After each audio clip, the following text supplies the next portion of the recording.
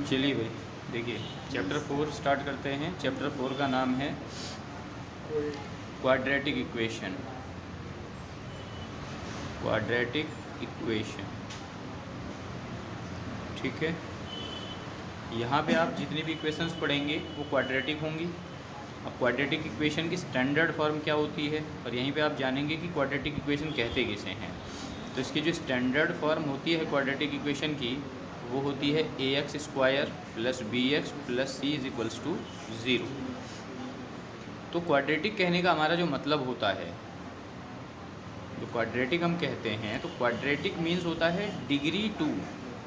अगर किसी भी पोलिनोमियल की डिग्री 2 है, डिग्री क्या होती है? Degree is the highest power of the polynomial, ठीक है। तो अगर किसी भी पोलिनोमियल की जो सबसे बड़ी डिग्री या सबसे बड़ी पावर कहें, अगर वो 2 है, तो वो हमारी जो पोलिनोमियल होगा वो क्वाड्रेटिक पोलिनोमियल होगा। और इसका स्टैंडर्ड फॉर्म हमेशा ax² + bx + c = 0 होता है, ठीक है। कई बार ये हमको एक डिफरेंट सीक्वेंस में लिखी हुई मिल सकती है। अब जैसे एग्जांपल के लिए मैं एक इक्वेशन लिख लेता हूँ। जैसे मैंने लिखा 3x² + 4x - 5 = 0। हम यहाँ देख सकते हैं कि यहाँ पावर 2 जो है वो सबसे बड़ी पावर है, यहाँ पावर 1 है, यहाँ वेरिएबल की पावर 0 है। तो इसलिए ये क्वाड्रेटिक इक्वेशन है, ठीक है। ये इसका एक प्रॉपर सीक्वेंस हो गया। कई बार ये हमको ऐसे भी लिखी हुई मिल सकती है कि 4x + 3x² - 5 = 0, ठीक है, या फिर -5 + 4x + 3x² = 0। ये किसी भी ऑर्डर में रहे, हमको अपना स्टैंडर्ड फॉर्म याद रखना है और इसको मिला लेना है उससे कि ये तीनों टर्म हैं या नहीं हैं। अगर हैं तो ये क्वाड्रेटिक इक्वेशन है। लेकिन सॉल्व करने से पहले हम इसको इसके स्टैंडर्ड फॉर्म में लिख लेंगे। ये किसी भी तरह लिखी रहे, हमको ऐसे ही लिखनी है, 3x² + 4x - 5 = 0। यहाँ माइनस प्लस कुछ भी हो सकता है, उससे फ़र्क नहीं पड़ता है। 4x² - 2x - 3 = 0, ठीक है। कुछ भी, मतलब पहले x² वाली टर्म होगी, फिर x⁻1 वाली टर्म होगी, और फिर वेरिएबल 0, वेरिएबल की पावर 0 मतलब कांस्टेंट वाली टर्म होगी, ठीक है। अब एक्सरसाइज नंबर 4.1 पे आते हैं हम सीधे। तो एक्सरसाइज नंबर 4.1 के अंदर अब आप यहाँ पे देख सकते हो कि जो पहला क्वेश्चन है, check whether the following are quadratic equation. इसके एग्जांपल आप जरूर करेंगे, ठीक है। एग्जांपल में भी यही सारी चीज़ें आपको मिलेंगी। एग्जांपल सॉल्व करेंगे, कुछ भी नहीं आएगा तो पूछ लेंगे। अब यहाँ पे 4.1 में पहला क्वेश्चन है, check whether the following are quadratic equations. ये जितनी भी इक्वेशंस आपको दे रखी हैं, आपको चेक करना है कि ये क्वाड्रेटिक इक्वेशन है या नहीं है, ठीक है। अब चेक कैसे करेंगे हम? तो पहले इनको सॉल्व करना पड़ेगा उसके लिए। अब जैसे यहाँ पे पहला क्वेश्चन लिखा हुआ है, चेक करो, चेक, इतना ही लिख देता हूँ, बाकी क्वेश्चन ये लिखा है, पढ़ के देख लेना। हमारा पहला क्वेश्चन है x + 1 होल स्क्वायर = 2 × x - 3, ठीक है। आपको याद होगा एक बार मैंने आपको कहा था सारे फंडामेंटल फार्मूले याद करने के लिए। तो सारे बेसिक फार्मूले जो भी होते हैं उनकी ज़रूरत आपको यहाँ पड़ती है, ठीक है, और वो सारे फार्मूले आपके यहाँ यूज हो जाते हैं। अब जैसे यहाँ पे a + b का होल स्क्वायर लग रहा है, हम इसको पूरा सॉल्व करेंगे। सॉल्व करके हम इसको अपने स्टैंडर्ड फॉर्म के रूप में लिखेंगे। पहले पूरा सॉल्व करेंगे, फिर स्टैंडर्ड फॉर्म के रूप में लिखेंगे। अगर हमारे स्टैंडर्ड फॉर्म के रूप में आ जाती है तो क्वाड्रेटिक इक्वेशन है, मतलब डिग्री 2 आ जाती है तो इक्वेशन क्वाड्रेटिक इक्वेशन है, अदरवाइज नहीं है, ठीक है। अब इसे सॉल्व करेंगे। तो ये x + 1 का होल स्क्वायर है। इसको देखते हुए हमारे दिमाग में फार्मूला आना चाहिए a + b का होल स्क्वायर। क्या होता है इसका फार्मूला? a² + b²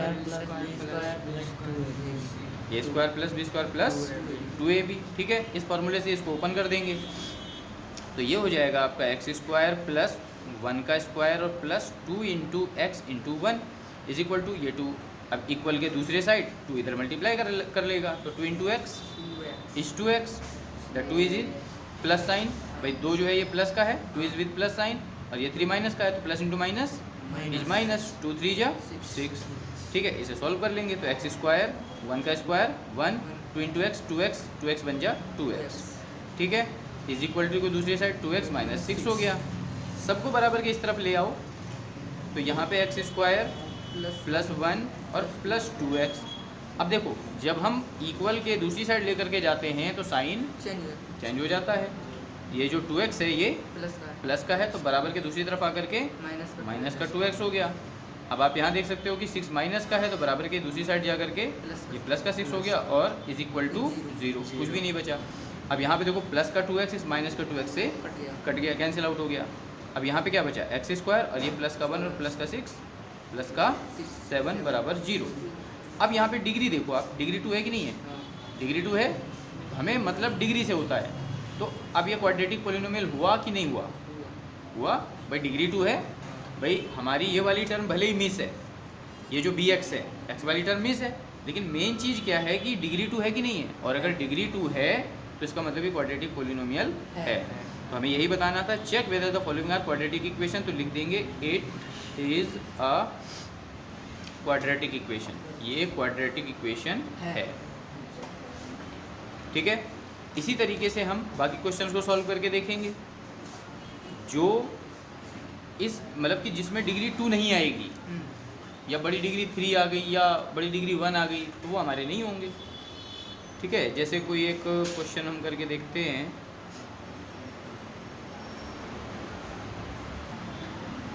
जैसे देखिए, अब नेक्स्ट क्वेश्चन देखते हैं।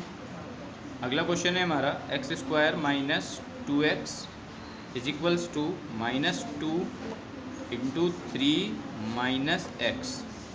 ठीक है, 3 माइनस एक्स। अब हमें इसे बताना है कि क्वाड्रेटिक इक्वेशन है या नहीं है। सिंपल प्रोसीजर है, सॉल्व करेंगे, इसको भी सॉल्व करके देख लेंगे। अगर अपने स्टैंडर्ड फॉर्म में आ जाता है तो क्वाड्रेटिक इक्वेशन है, अदरवाइज नहीं है। सॉल्व करेंगे अब। तो ये हो गया आपका x square minus 2x is equal to -2, जब प्लस के 3 के साथ मल्टीप्लाई कराएगा तो 2 3 जा 6, -6 हो गया। Minus into minus is plus, 2 into x 2x, सबको एक तरफ ले जाओ। ये हो गया एक्स स्क्वायर, यहाँ -2x पहले से ही है। अब ये प्लस का 2x जब बराबर के इस तरफ आएगा तो माइनस का 2x हो जाएगा। माइनस का 6 बराबर के दूसरी साइड जाएगा तो प्लस का 6 हो जाएगा। बराबर के इस तरफ क्या बचा, 0, कुछ भी नहीं बचा, 0 हो गया। अब देखिए, ये हो गया एक्स स्क्वायर -2x और -2x क्या हो गया, -4x, दोनों ही माइनस के हैं, ऐड हो जाएंगे, साइन माइनस का ही रहेगा, +6 इज इक्वल टू 0। अब ये देखो बिल्कुल अपने स्टैंडर्ड फॉर्म में है। अगर हम इसे कंपेयर करें तो ax square plus bx plus c बराबर 0। ये एक्स स्क्वायर वाली टर्म भी है, x वाली टर्म भी है और कांस्टेंट वाली टर्म भी है। इसका मतलब क्या हुआ कि it is a quadratic equation. ठीक है, ठीक है, ये क्वाड्रेटिक इक्वेशन है। अब एक ऐसा क्वेश्चन देखते हैं जो क्वाड्रेटिक इक्वेशन नहीं है, जैसे क्वेश्चन नंबर 6 देखते हैं। ये दे रखा है x square plus 3x plus 1 is equals to x minus 2 का होल स्क्वायर।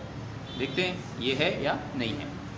अब इधर तो देखो ये ऑलरेडी ओपन लिखा हुआ है, स्टैंडर्ड फॉर्म में लिखा हुआ है, ऑलरेडी सॉल्व लिखा हुआ है, तो इधर तो हमें कुछ करना नहीं है लेफ्ट हैंड साइड में।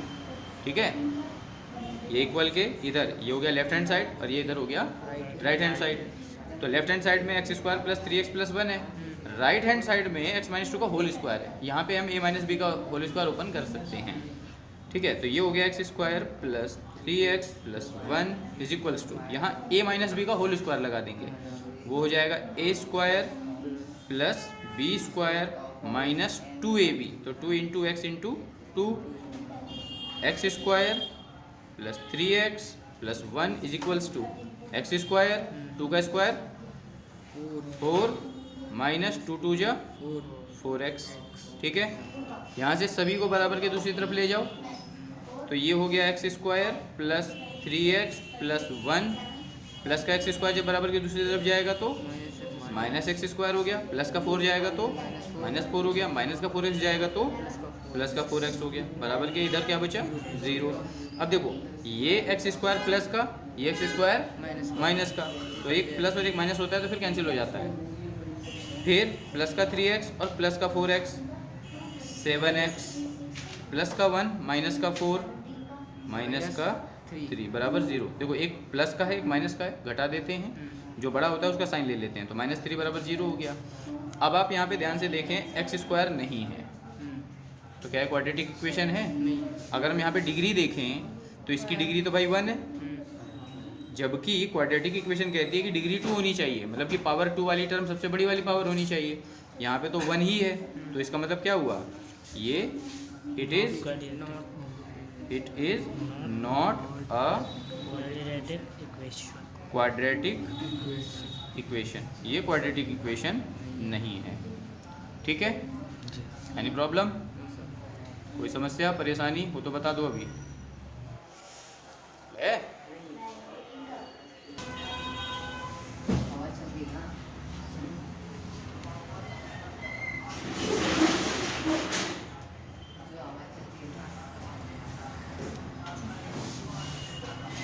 देखिए क्वेश्चन नंबर 2 में क्या करना है, represent the following situation in the form of quadratic equation.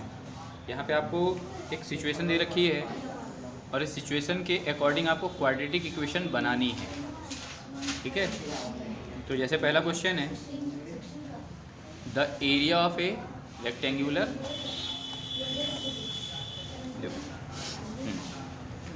The area of a rectangular plot is 528 metre square. Rectangle समझते हैं, 4 साइडेड फिगर जिसमें अपोजिट साइड्स इक्वल होती हैं। तो एक एरिया ऑफ रेक्टेंगुलर प्लॉट है, एक रेक्टेंगुलर प्लॉट है जिसका एरिया 528 मीटर स्क्वायर है। The length of the plot in metres is 1 more than twice its breadth. देखो मतलब सवाल को अगर आप ध्यान से समझोगे, लैंग्वेज को समझोगे, तभी आप क्वाड्रेटिक इक्वेशन उसकी बना पाओगे। We need to find the length and breadth of the plot. अब यहाँ पे इसने, देखो पहले बात को समझेंगे हम, इसने एक रेक्टेंगुलर प्लॉट लिया हुआ है। ठीक है, सपोज हमने इसे ABCD नाम दे दिया। इसने कंडीशन दी है कि the length of the plot is 1 more than twice its breath, कि जो प्लॉट की लेंथ है वो ब्रेथ की ट्वाइस मतलब दोगुना, उसके दोगुने से एक ज़्यादा है। ठीक है, तो इसने लेंथ तो दी है पर ब्रेथ की टर्म में दी है। तो अगर हमें ब्रेथ पता चल जाए तो हम डबल करके 1 जोड़ देंगे, उसमें लेंथ भी मिल जाएगी। ठीक है, तो अब हमें इसमें एक यूनिट को x मानना होगा, तो हम कर लेंगे let the breadth is equal to x metre, क्योंकि इसने मीटर में दिया हुआ है। जो हमने इसकी ब्रेथ को x मीटर ले लिया। अब अकॉर्डिंग टू दिस जो लेंथ हो जाएगी वो कितनी हो जाएगी, लेंथ इज इक्वल टू, अब इसने कहा कि ट्वाइस इट्स ब्रेथ, कि ब्रेथ को ट्वाइस कर दो, तो मतलब इसने कहा 2 इंटू ब्रेथ और प्लस 1, ये इसकी लेंथ है। अब ब्रेथ को हमने क्या माना हुआ है x, तो ये हो गया 2x प्लस 1 मीटर में। ठीक है, और साथ में इसने क्या हमें दिया हुआ है, एरिया दिया हुआ है। तो area of rectangular plot, rectangular कितना है 528 मीटर स्क्वायर है। एरिया ऑफ रेक्टेंगल का फॉर्मूला लेंथ इंटू ब्रेथ। ठीक है, length into breadth is equal to 528 हो जाएगा। अकॉर्डिंगली लेंथ आपका 2x प्लस 1 है, 2x plus 1 is multiplied by x, breadth x हो गई। ठीक है, ये हो गया 528। x से 2x को मल्टीप्लाई कराओगे, it will be 2x square plus x बन जा x इज इक्वल टू 528 बराबर के इस तरफ लेकर के आइए, 2x square plus x minus 528 is equals to 0। यही आपकी क्वाड्रेटिक इक्वेशन हो गई। ठीक है, बस यहीं तक आपको इसे करना है और करके छोड़ देना है, सॉल्व नहीं करना है यहाँ पे, क्योंकि इसने सिर्फ ये कह रखा है कि form of quadratic equation, represent the following situation in the form of quadratic equation. सिर्फ क्वाड्रेटिक इक्वेशन बना करके आपको छोड़ देनी है, there is no need to solve करके आंसर नहीं निकालना है, यहाँ पे सिर्फ इक्वेशन बनानी है। अब इसी इक्वेशन को अगर हम सॉल्व करते हैं, फर्दर सॉल्व करेंगे तो इससे हमें लेंथ और ब्रेथ दोनों चीज़ें पता चल जाएंगी। ठीक है, एक और क्वेश्चन ले लेते हैं, फिर बाकी बचे हुए क्वेश्चन आप करेंगे। जैसे इसी का सेकंड क्वेश्चन देखते हैं, the product of 2 consecutive positive integer is 306। ठीक है, कॉन्जिक्यूटिव का मतलब होता है लगातार, जैसे 1 के बाद 2 आता है, 2 के बाद 3 आता है, तो 2 और 3 कॉन्जिक्यूटिव है, 3 4 कॉन्जिक्यूटिव है। 1 2 कॉन्जिक्यूटिव है, ठीक है। तो इसी तरह इसने बोला कि product of 2 consecutive positive integer, 2 consecutive positive integer हैं, उनका जो प्रोडक्ट है ना, प्रोडक्ट मतलब मल्टीप्लाई, उस वो है 306। तो कह रहा है we need to find the integer, हमें इंटीजर फाइंड करने हैं, ठीक है। इंटीजर फाइंड करने के लिए हमको एक सिचुएशन देनी है इनको, ठीक है। तो अब इस हिसाब से हम क्या करेंगे, हम जो है सबसे पहले जो फर्स्ट इंटीजर है उसे हम x मान लेते हैं। Second question, let first positive integer is equal to x, ठीक है। हमने पहले पॉजिटिव इंटीजर को x मान लिया, तो सेकंड पॉजिटिव इंटीजर क्या हो जाएगा, जो आपका सेकंड पॉजिटिव इंटीजर है वो क्या हो जाएगा भाई, अगला नंबर कैसे आता है, x प्लस 1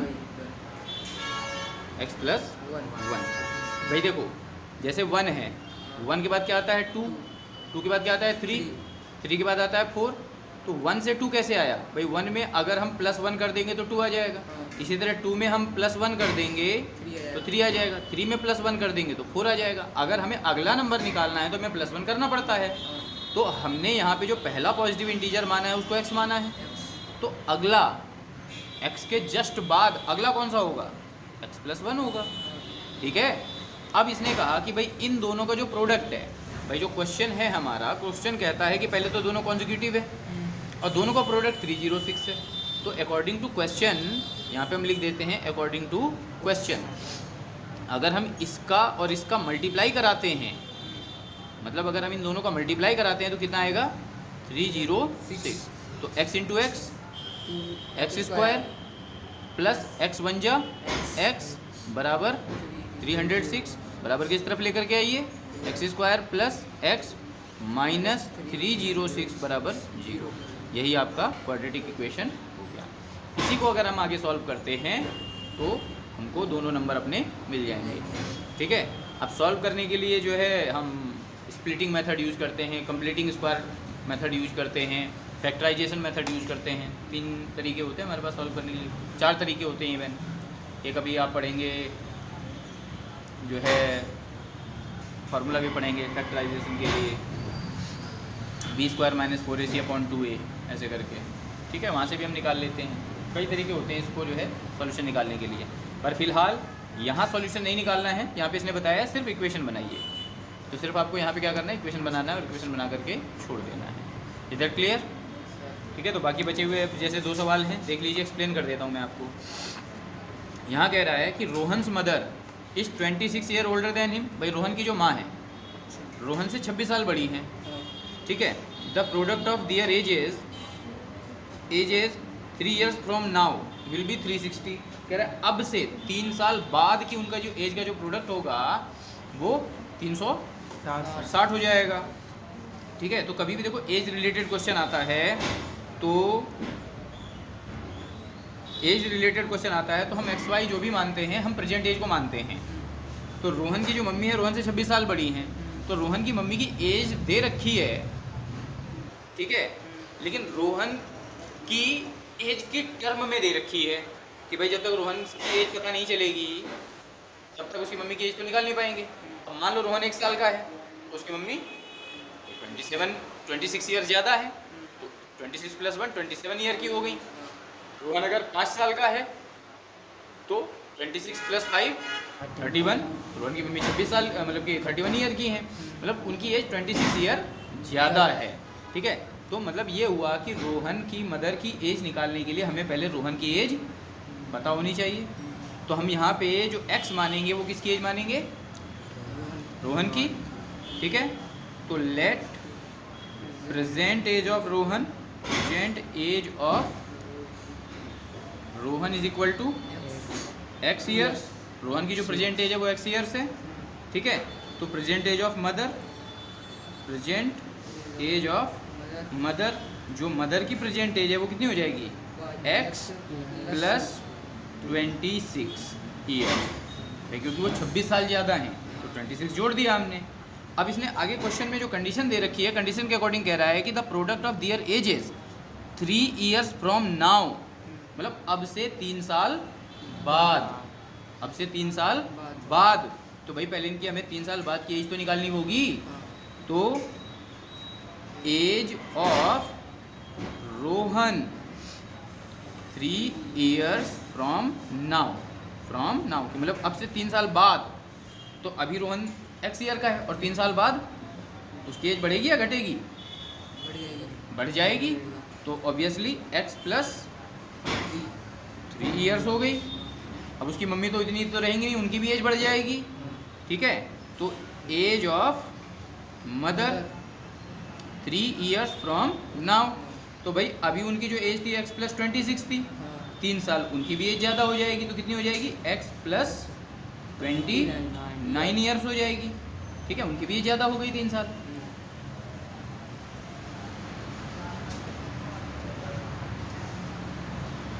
तो अभी जो है according to question, according to question, अब अकॉर्डिंग टू क्वेश्चन क्या होगा कि दोनों का जो प्रोडक्ट है,